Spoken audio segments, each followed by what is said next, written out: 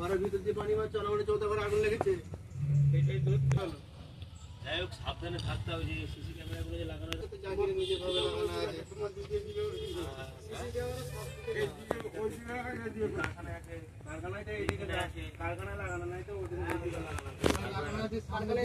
ওদের সামনে দিকে ওই জ্বালিয়ে যে লোক যেখানটা আগুন লেগেছে পাশে আবার কয়েকজন লোক থাকে, এরা কামরায়। এরা কামরা থেকে যখন দেখেছে বাইরের আলোটা, তখন ওরা ভেবেছে যে হয়তো কেউ লাইট মেরে দেখছে, চোর টোর হবে হয়তো। গেট খুলে দেখছে কি আপনারা যে এরকম আগুন লেগেছে, তখন ফটফট তখন গাঁটগুলো বাঁশের গাঁটগুলো ফাটছে আর কি, হারভেস্টার ফাটছে। তখন আমার ওই ইয়াম্মা গাড়িটা তখন পেট্রোলটা তখন ধরে গেছে।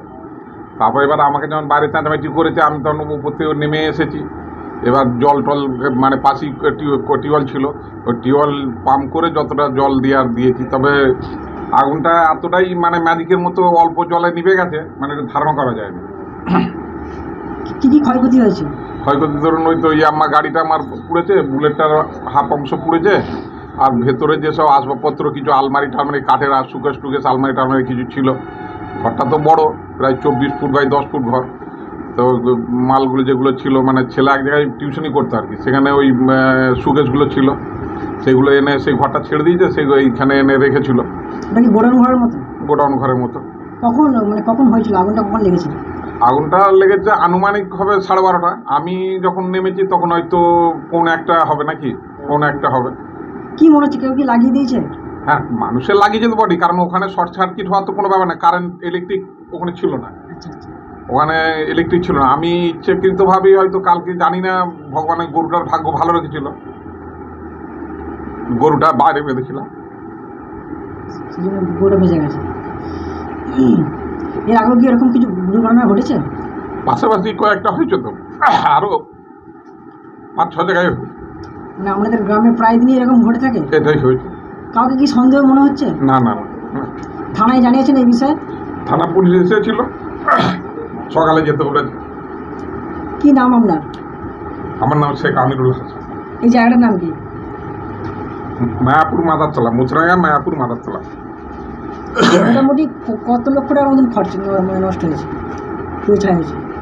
ধরুন বুলেটটাতে আপনার 2,76,80,000 টাকার মতো পড়েছিল, তাতে আনুষঙ্গিক কিছু আরও 1,030 টাকা খরচ হয়েছে।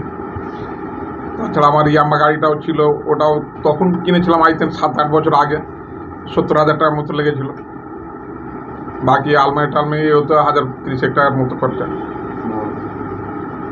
ওই দিক দিয়ে আগুন লাগানো হয়েছে, ঠিক আছে?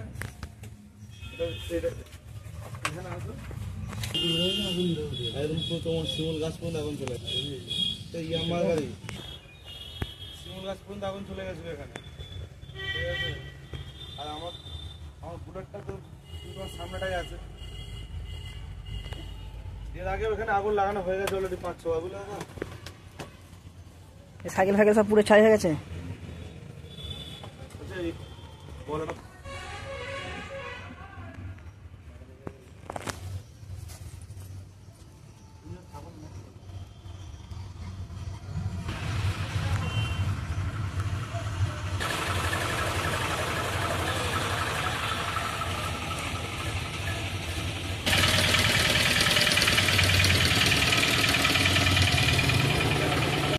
হঠাৎ করেই কালকে 1টা নাগাদ আমাকে রাত্রেবেলাতেই ফোন করেছে এই এলাকা থেকে।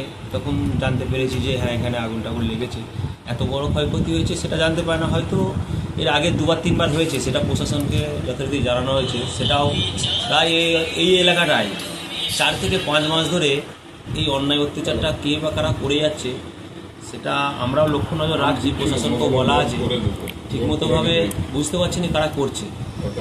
দেখা যাক, প্রশাসনের কাছে আমরা আরও রিকোয়েস্ট করবো যাতে এটাতে রাত্রেবেলা একটু দেখাশোনা করে, যাতে মানে যারা দোষী তাদেরকে ঠিকঠাকভাবে ধরে, যেমন তারা ঠিকঠাক সাজা পায়, এটাই তো বলবো, আর কিছু বলা। এই গ্রামে পরিচয়? আমার নাম রফিক, আমি এই অঞ্চলের সহ সভাপতি এবং প্রধানের হাসবেন্ড হিসেবে।